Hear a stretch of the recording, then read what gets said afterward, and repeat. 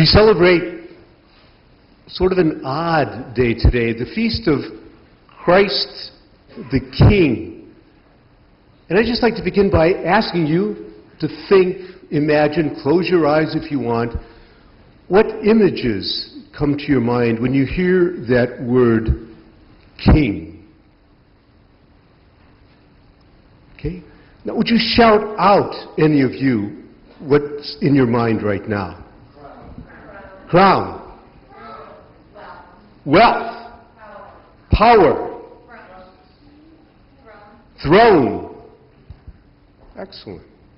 Crown. Wealth. Power. Nobody said Prince Philip. Nobody said Prince Charles. But the objects of kingliness. And one of you said power. And I'm so happy because the rest of my homily is on power. But all of that talks about power. The crown on the head, the scepter, the throne, the wealth, power today. And yet, in today's second reading, that reading read so beautifully from Colossians, Paul says that Christ, the King, took us from the power of darkness into the kingdom of God. The throne, the scepter, the crown, the wealth, the power. And I would like to suggest perhaps what this feast is about, what this notion of Christ the King is about, is not only transforming us, but transforming power. I'm not going to, but I'd love to sort of have you do the same exercise with the word power. And I'll tell you what I think of when I think of power. I think of the Rams doing to the Bears today what they did to the Colts 2 weeks ago. Power. Power, I think, for at least a lot of us, is the power to win. The power to be over somebody, another thing a king does.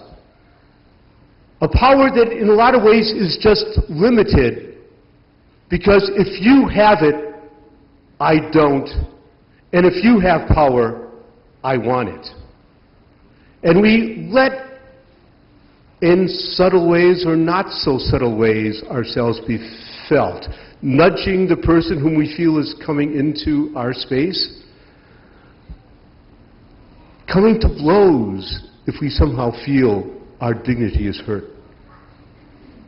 So often the way we exercise power is in a win-lose situation. If you win, I lose. And as, going back to football, Vince Lombardi says, winning is not the most important thing. Winning is the only thing. Now let's go back to today's gospel. Christ on the cross does not seem at all like the symbol of power. It seems like a symbol of defeat. He's being jeered at. He's being mocked. He's being made fun of. And yet, in the midst of that, he asks his Father for forgiveness. In the midst of that, he is concerned about the thief to his right and promises, in what looks like the biggest defeat of his life, that that person will be with him in paradise. Colossians says, Christ transformed the powers of darkness into his own kingdom. And perhaps what the gospel is telling us, what our faith is telling us, is that we got the whole idea of power wrong. At CHA, Catholic Health Association, this past week, sort of video has been sort of going around and apparently sort of maybe become viral recently. But it's about America's Got Talent and about 3 young 20-year-old tenors who are auditioning for the show, who had never sung before an audience in their lives. And when they begin with Andrew Lloyd Webber's Pie Jesu, and the entire audience is transformed. That's power. Think of the last time you read a poem that you really loved, whether that was yesterday or 20 years ago when you were in college. Think of what that poem did for you. That's power. Parents, think of what you do for your own children. That's power.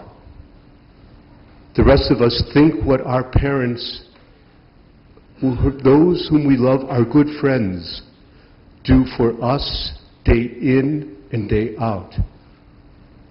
That's power. And that is a transformed power, because, interestingly, that's not a limited power.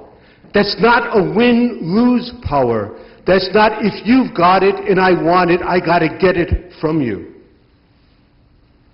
It's a power that of its own being gets larger and larger and larger. A power in which all can share in. I'd like to suggest that that is the power of Christ the King.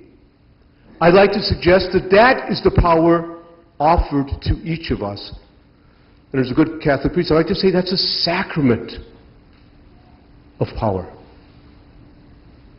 The power to be with another no matter what. The power to be transformed by another.